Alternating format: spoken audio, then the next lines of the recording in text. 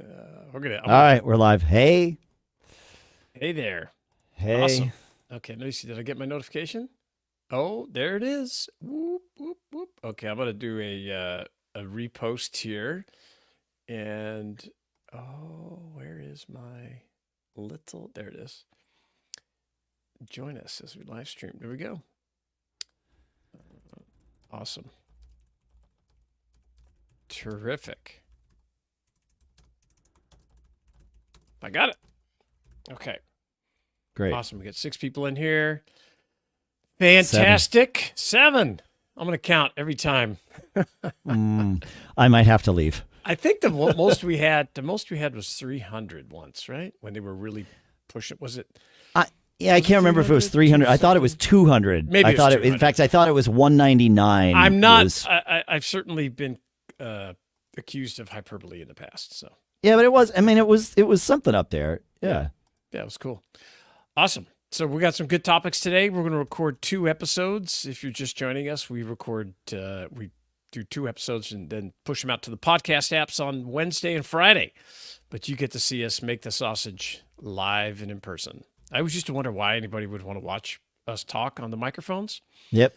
And I still wonder that, but I don't question it anymore. Cool. Yeah, I'm happy to do it now. I'm more comfortable with it. At the beginning, I was like, oh, this is weird. But, I'm on the Zoom so much during the day now, and I talk to so many people remotely. It's just like another Zoom call, right? It is like another Zoom call. And I always tell people, I'm not convinced that that's good for us. Like, yeah, I know. I've thought about this with my other shows, specifically Mac Geek Gab, and I'm not convinced that I wonder if the show itself is worse for having the video there. Like the distraction of it. Yeah. And the many layers of distraction of it. What if we just turned it like we're recording, but we don't see it. We don't see it. That would that's get rid interesting. Of the distraction, maybe. Yeah, right? that's fair. Hey, man, whatever. Sure would. I mean, yeah. Right. Maybe it's kind of an interesting. All right, I'll try that topic. Today. I'm curious, and it's fascinating. But okay, all right. Yeah, I like the pre-chat too. We get people to roll in and join us, and it's been great. I think it's good. I was going to mention something else. Like the real-time comments, especially again for Mac Geek Gab, where we get a ton of them. That has been helpful, but we've had that for a long time. That's just with an audio stream. And that's a Discord server, is that right? It is now. It's been a variety of things over the years. It's been an IRC thing. It was IRC for a really long time. All the tech guys, yeah. Yeah, and no, because I set up a. Or something that they just I made a web interface for IRC, so you could just go to macgeekgab.com/live, and it would just the whole interface. In fact, it's still there. It's just points to Discord now instead of IRC, but essentially the same experience for people. So that's interesting. Yeah, that's cool. Yeah. Awesome.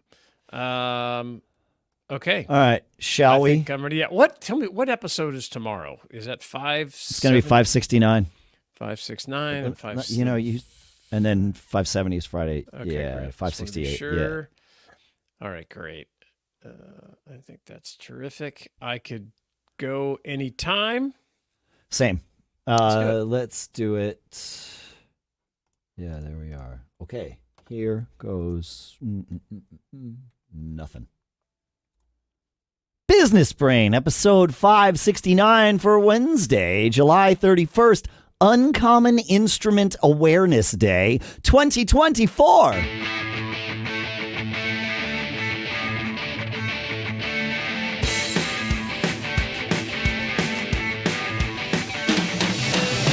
Greetings, folks, and welcome to Business Brain, the show where we take an idea or 3, we dissect it, we analyze it, we talk about it, we use it to tune our business brains each and every episode here on Uncommon Instrument Awareness Day in Durham, New Hampshire. I am Dave Hamilton.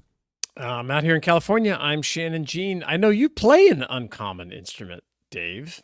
Some sort of washboard kind of thing. I do have a washboard. I don't, but no one knows. No, you've never seen me play the washboard. What do you play that looks like that? Yeah, I play it's a cajon. Cajon. which is the Of course, Spanish why word did- for box. box. But That's it. Yeah, the box. you've seen a lot of cajones that people sit on. That's the most common iteration of a cajon. The one I play is a tabletop cajon, and it was built to be a tabletop cajon, and you hold it, right? But I when I saw it online years ago, I was like, well, wait, which all it means is it's thinner, right? Yeah. And I saw it, and I was like, wait a minute. Like, if we put pegs on that, like guitar strap pegs, then I could wear it. Yeah. And I just casually mentioned this to my wife once, and then a month and a half later for my birthday, It showed up. it showed up, and now like I'm all over their website and stuff with That's cool. with the pitch slap. So it's So What a trip. Oh yeah, there it is. That's it. I was thinking it was some kind of board. That's awesome. it is cool. kind of a board. It's an Yeah. Uncommon instrument. It is an uncommon perfect for instrument. today. Yeah. You're right.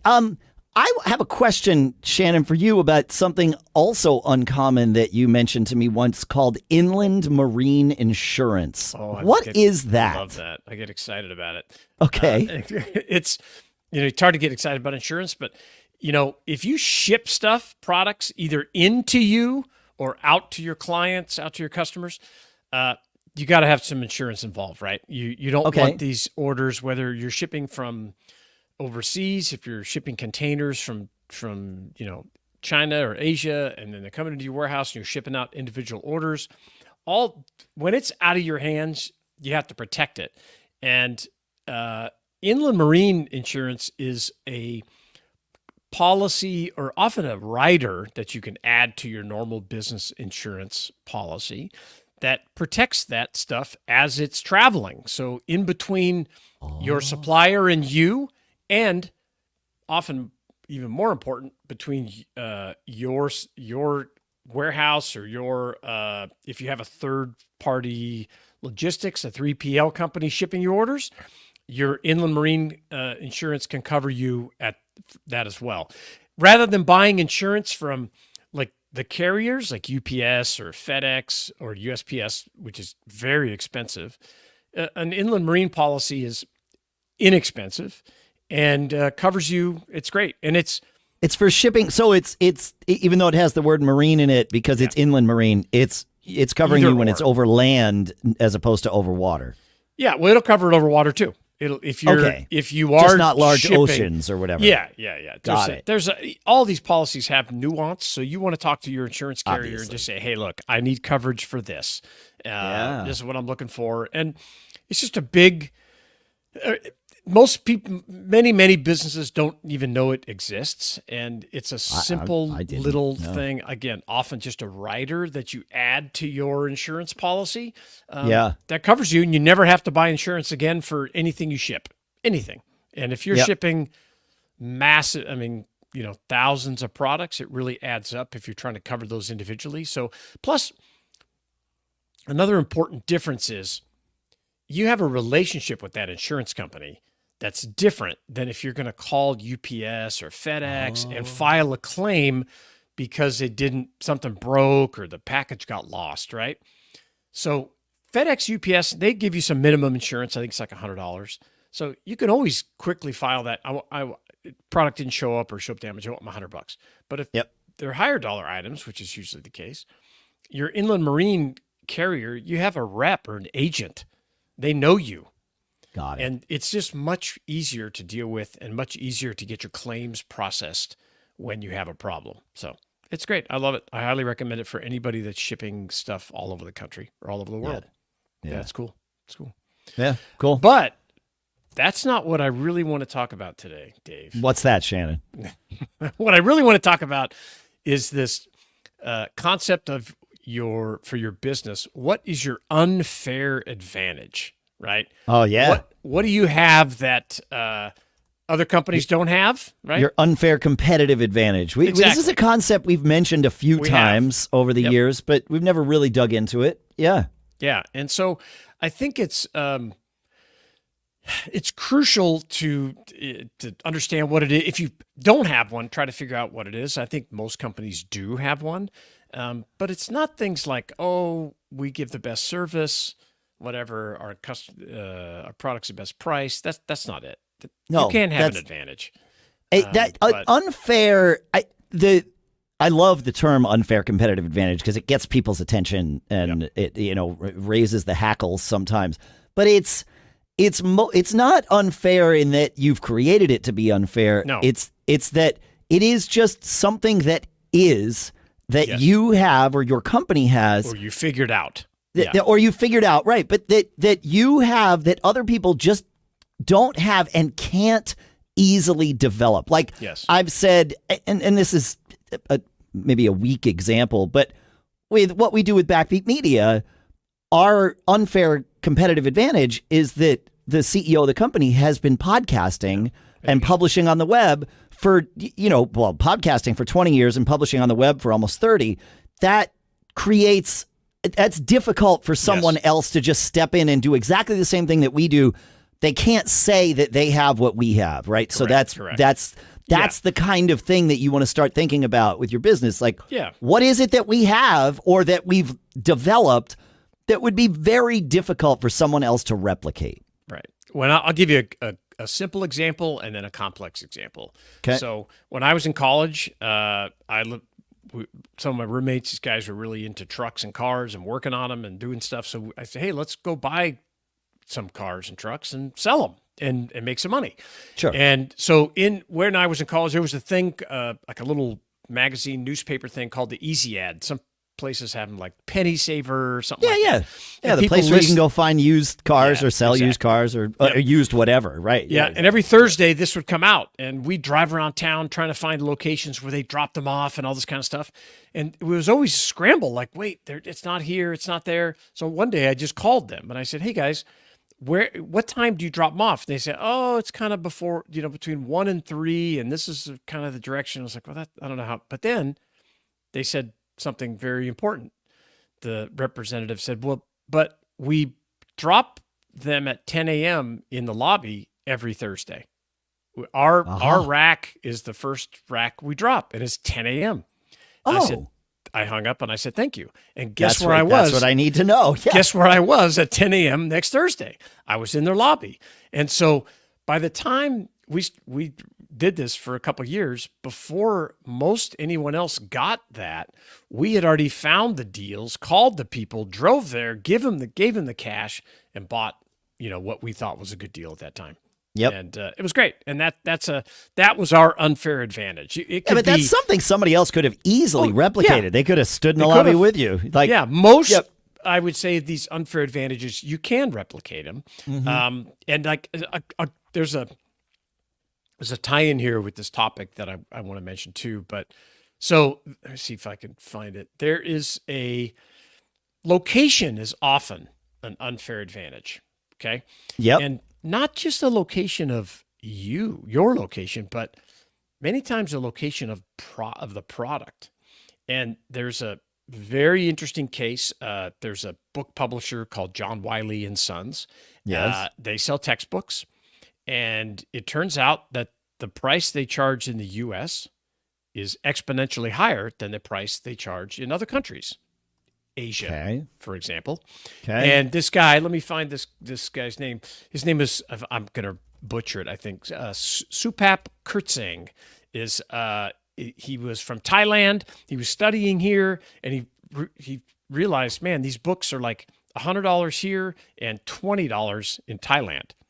So he had of course, like any aspiring entrepreneur would do, which I love, he had his family buy up all the Wiley textbooks that he could in Thailand, send them here to the U.S., and he sold them, and he started a business, and he made a ton of money.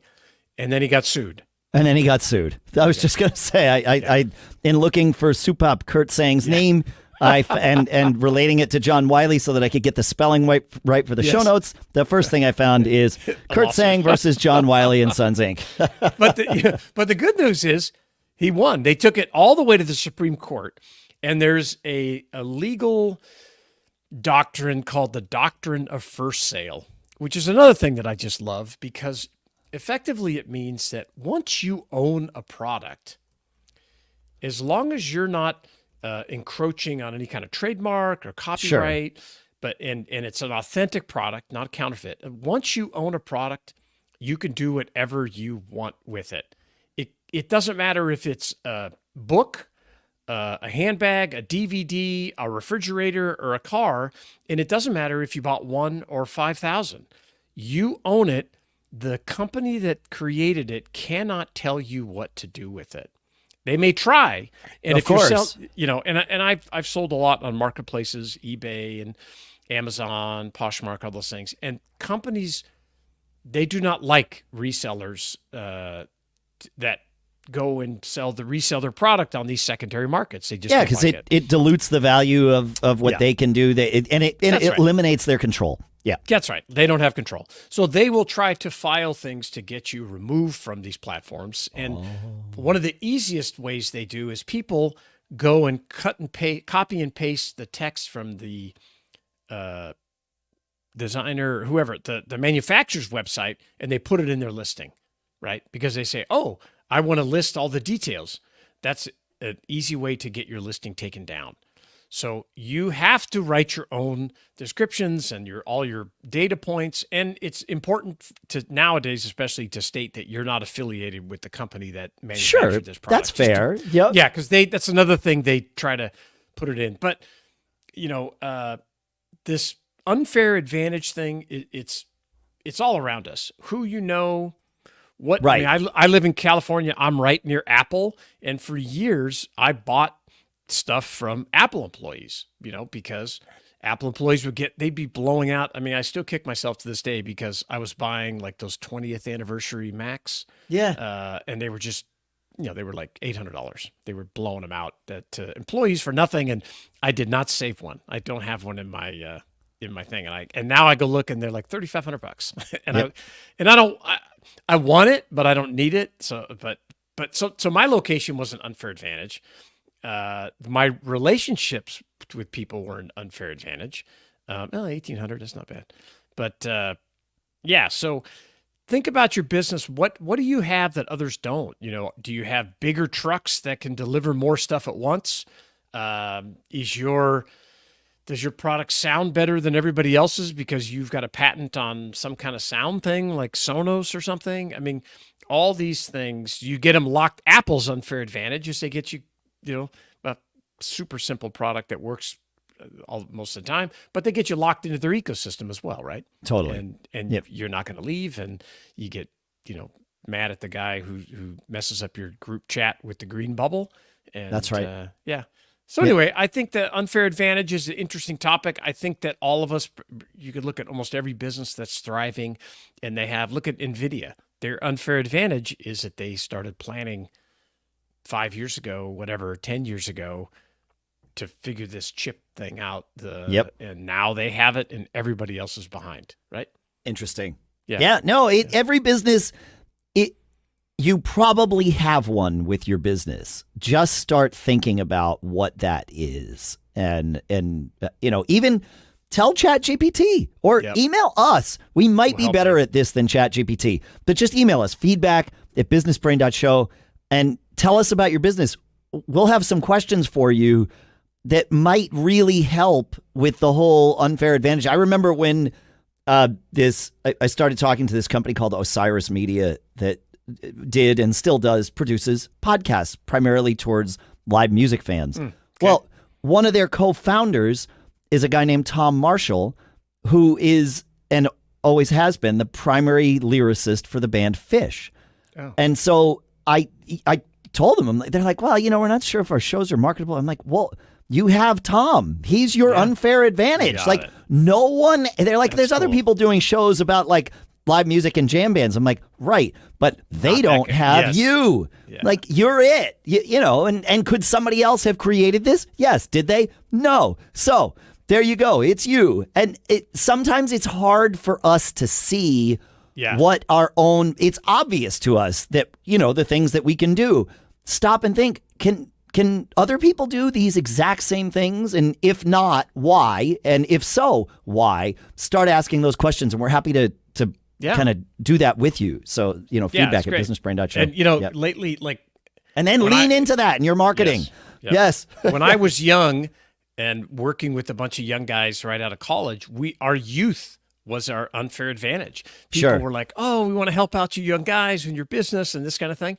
And now that I'm old and have gray hair, my unfair advantage is my experience, and that That's right. I get to talk and tell my story in reverse, which makes me look much smarter than I really am. Makes you look smarter. That's yeah, right. of course. Yep. And so all of us have this built in. It's just recognizing it. And That's it.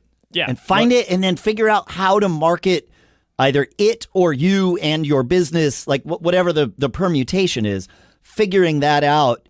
And just so people know, like, we have a thing that other people don't have.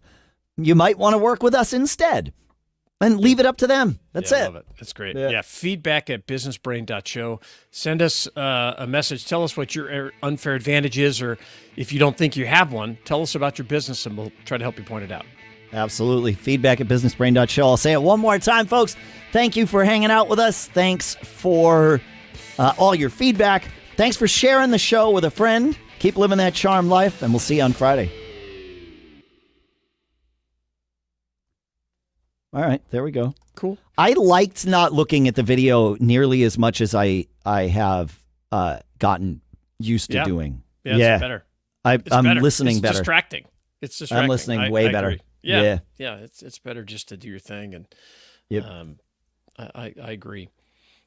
Now I'm going to go back and watch the video of that episode and see. Am I totally turned? No. And does it matter? Like, I don't think it matters. That's the thing. Yeah. Yeah. I don't know that it matters. There's.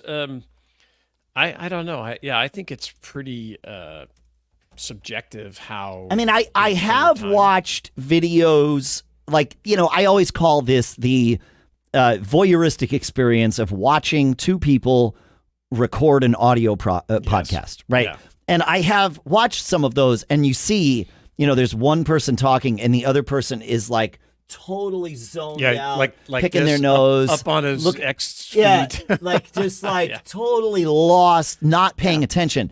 That's bad. But that's bad whether or not people can see you. You're not engaged, engaged, right? Yeah. If you're not engaged, you're not engaged. Doesn't matter whether people can see you or not. Yeah, I agree. Yeah, so if you're watching the live stream right now, we're in between episodes, and Dave is prepping the audio and pushing some buttons, spinning some knobs, and so that I can go after the show and run it through another couple of fancy filters and tools, and then we publish out that first episode you just heard goes out tomorrow to all the podcast apps and services. And then after he's done with that, we're going to record Friday's episode where we are going to talk about priorities and also a thing called the RC factor that I learned about this weekend that I can't wait to discuss. Could be good. The RC factor. Yes. All right. Like it. You'll like it. I guarantee you I'll like it. I like all things like this. Yes. Yeah. That's good. What That's good. I wish I would have thought of it, but somebody far more successful than I thought. Doesn't matter. Oh, I'm going to steal it. Yeah, absolutely. It's all about implementation. Yeah. And iteration too, right? Yes. Yeah. You actually know a little bit about this RC factor, but you just don't know it yet. I just don't know the name of it. All right, cool. Yeah, we're going to discuss that. It's going to be good.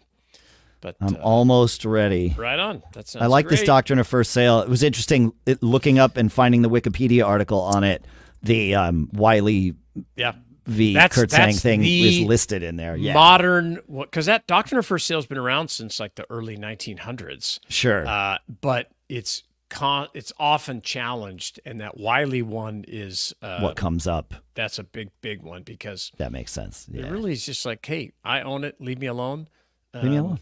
And you sold it to me. Your rights ended when you collected my money. As long as you have a good chain of invoices, like, hey, I bought it from these people. Now they could go to their supplier, and that's what they do. They try to shut down your supplier. They but, squeeze you. Yeah. For the most part, good luck. Yeah. There was something in, and I didn't read it because I didn't want to be overly guilty of losing focus on the episode. But there was something I saw in the Wikipedia article, which is, it'll be linked in the show notes for anybody that wants it, is that buying, at the time this was written, if somebody hasn't updated it, maybe it's not true anymore, but they said when you pay Amazon for an MP3, That does not fall under the first sale doctrine because you are essentially leasing that from them, or they use some other term. However, because of the way Apple's terms of service are written, when you buy an MP3 from the iTunes store, you do own it, and you could sell it to that. So it's like, wait, the same thing, and it's all how the contract's written, which makes perfect sense. Yeah, absolutely. Yeah. That's crazy. All right, I am ready to rock. And when you go and look for these, they're going to be in Auphonic. They're going to be buried a little because I created them for last week. Right? So, yeah, exactly. So it's 569, 570, right? Yep, Great. you'll see. They're the only two business brains out there. But perfect. Yep, perfect. Yep. That sounds all right, good. Let me do one more thing just to move it because I have my visual indicators in our little agenda document that really help me narrow down where the heck we are. Yes. All right, I am good to go. If you're good to go, let's do it. Okay, here goes nothing. Business. Nope, it didn't go, did it? Why didn't that go? This is weird. It did kind of go. All right, let's try it again.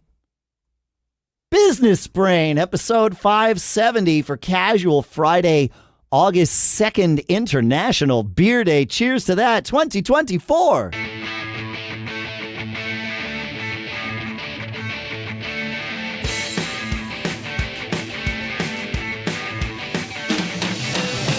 Greetings, folks, and welcome to Business Brain, the show where we take a few ideas, we crunch them, we dissect them, we analyze them, we discuss them so that we can each tune our business brains to be a little bit better every single episode. Here in Durham, New Hampshire, I'm Dave Hamilton.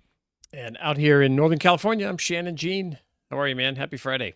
Happy Friday. Happy International Beer Day. I don't know if that means you can't drink domestic beer today. I was going to say, yeah. I don't know what the deal is. It's okay. I can handle either way. No problem. Same. Hard for me to find a beer I don't enjoy, so could be domestic. Yeah. It is an interesting thing, beer being it's an acquired taste. Most people don't like it the first time they taste it. Yes. It's interesting. Correct. Yes.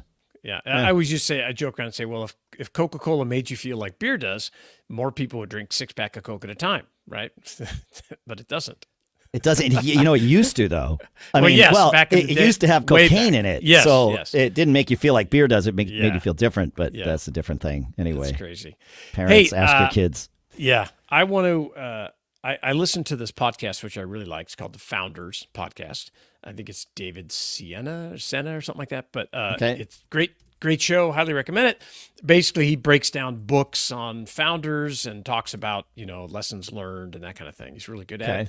And this episode I listened to this past weekend was about Sam Walton and Walmart. Yep.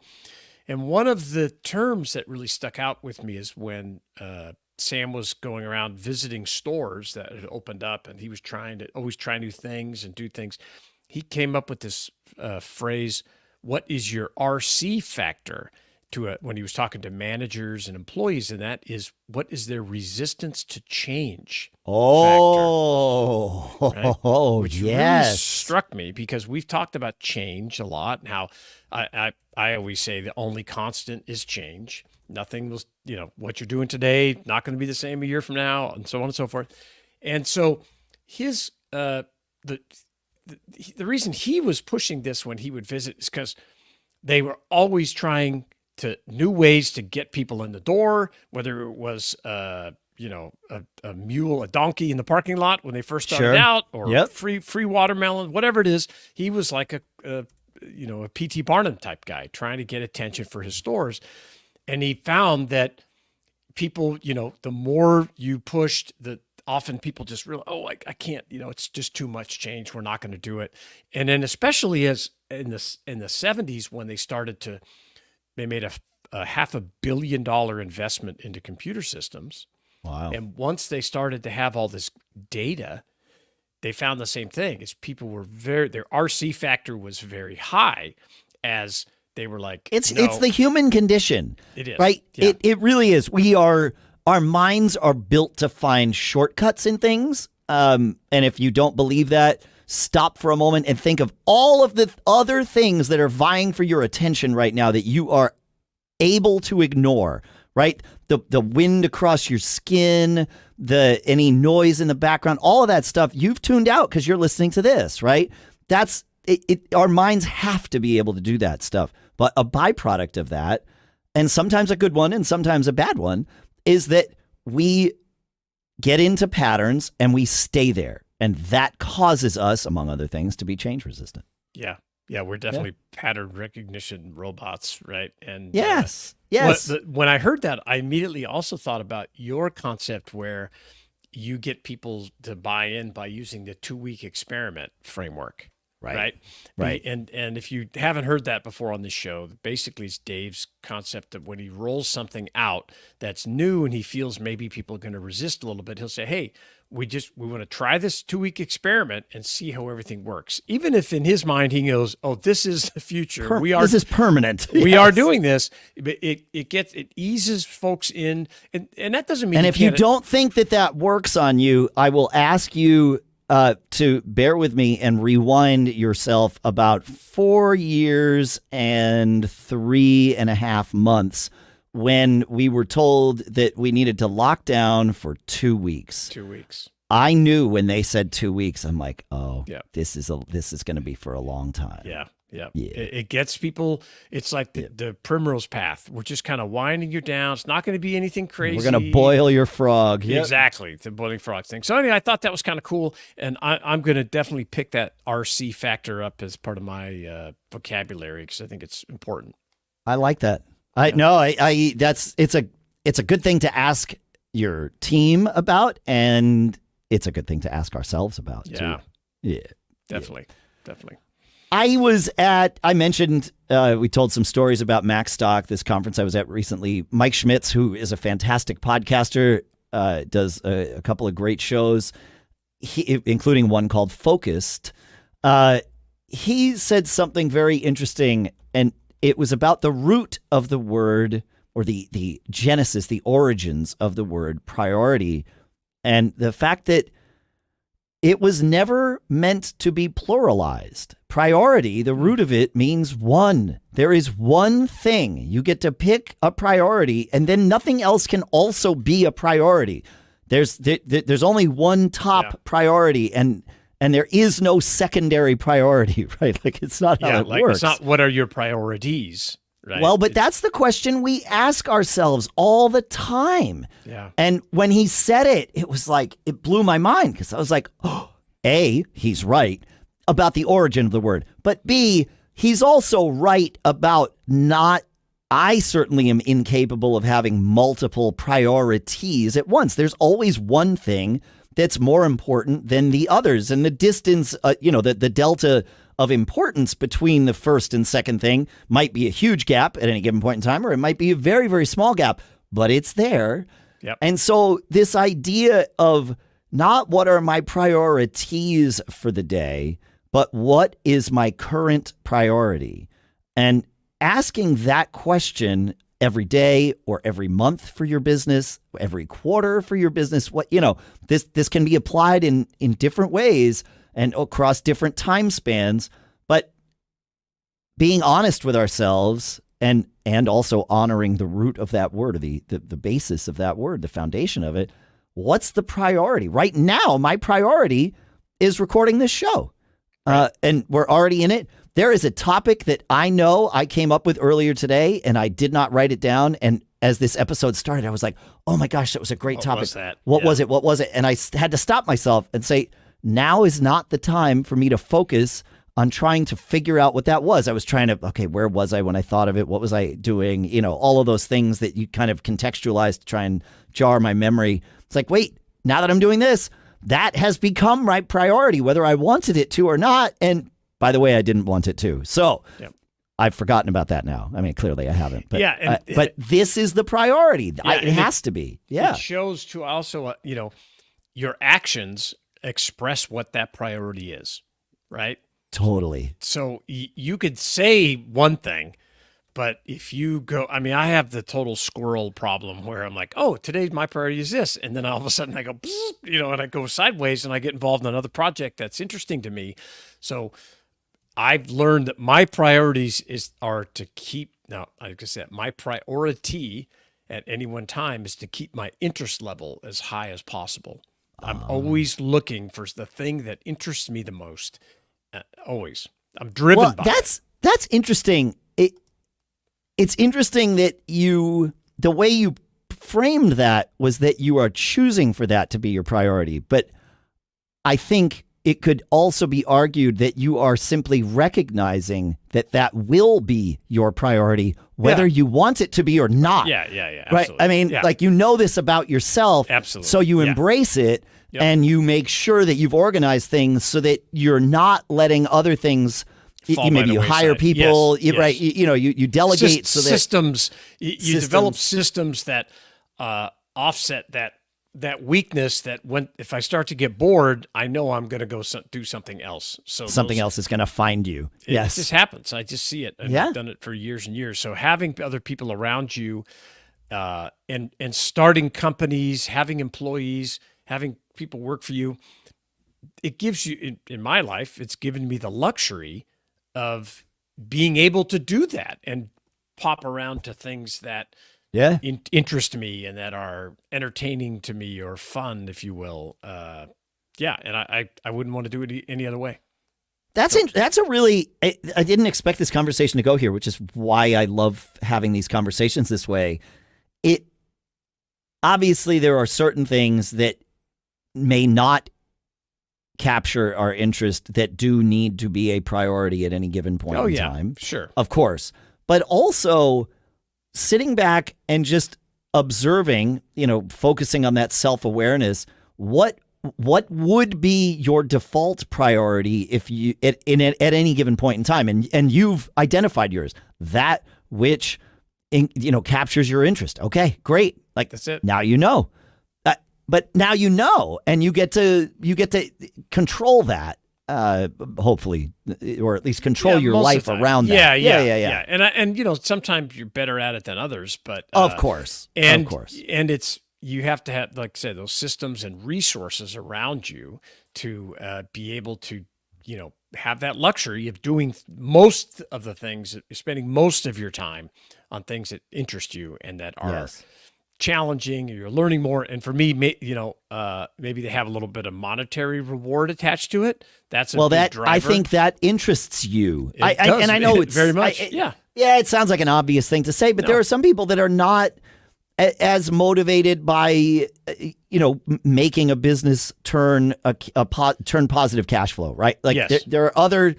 And there's nothing wrong with one or the other. It's just how we're wired, right? And I'm the same way. If I can have a business that's turning positive cash flow, that captures my attention. It's like, how do we do this? Let's do more of this. What are, and like all of those things. And when a business starts to sort of falter in that regard, if there's not something else very captivating about it, and I have experienced, we've done it. You and I have done it. We did it with business. Yep.